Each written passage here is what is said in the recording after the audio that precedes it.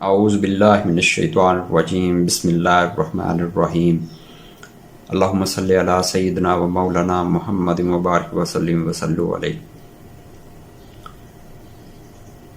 ایک دفعہ گلی محلے کی نکڑ پہ ایک آدمی چکن پلاؤ لگاتا تھا۔ ایک دن میرا اتفاق ہوا وہاں سے پلاؤ لینے کا۔ میں لینے کے لیے گیا تو وہاں پہ کچھ بچے، 2-4 بچے اپنے ہاتھ میں 10-10 روپے لے کر کھڑے تھے کہ چکن پلاؤ لینا ہے۔ اب وہ جو مالک تھا ریڑھی کا، اس نے جو ہیلپر رکھا ہوا تھا نا بچہ، وہ ان بچوں کو بھگا رہا تھا کہ جاؤ بھاگ جاؤ، 10 روپے کے کچھ چاول آتے۔ ابھی وہ ان کو ڈانٹ ہی رہا تھا کہ اتنی دیر میں وہ جو ریڑھی کا مالک ہے وہ آ جاتا ہے۔ وہ اس اپنے ہیلپر کو کہتا ہے کہ نہیں ان کو بھگاؤ نہیں، ان کو آنے دو۔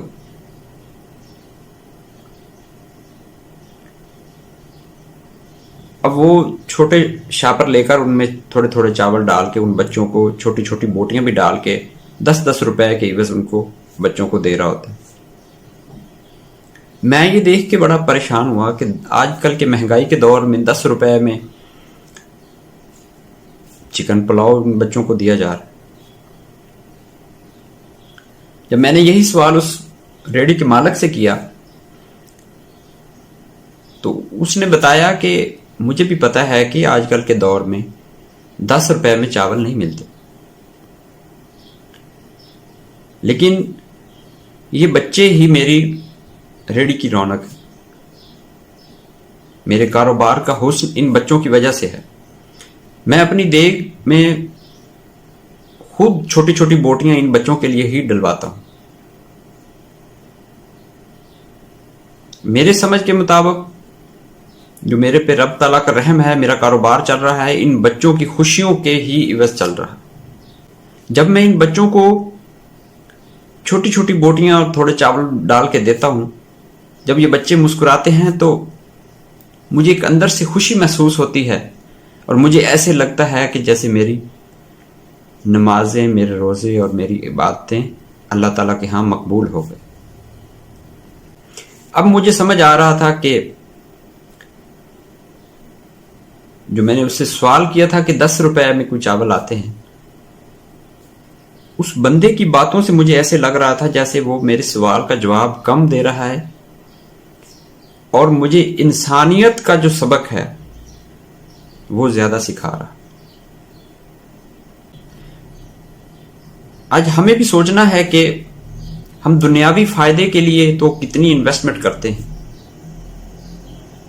کیا ہم نے کبھی سوچا ہے کہ ہم آخرت کے لیے بھی کوئی انویسٹمنٹ کر رہے ہیں یا نہیں کر رہے؟ ہمیں کچھ ایسی انویسٹمنٹ کر کے جانی چاہیے جو کہ ہمیں آخرت میں بھی فائدہ دے۔ اس کے لیے ضروری ہے کہ ہم اپنی زندگی میں تبدیلی لائیں، اپنے آپ کو معاشرے کا ایک مثبت عنصر کے طور پہ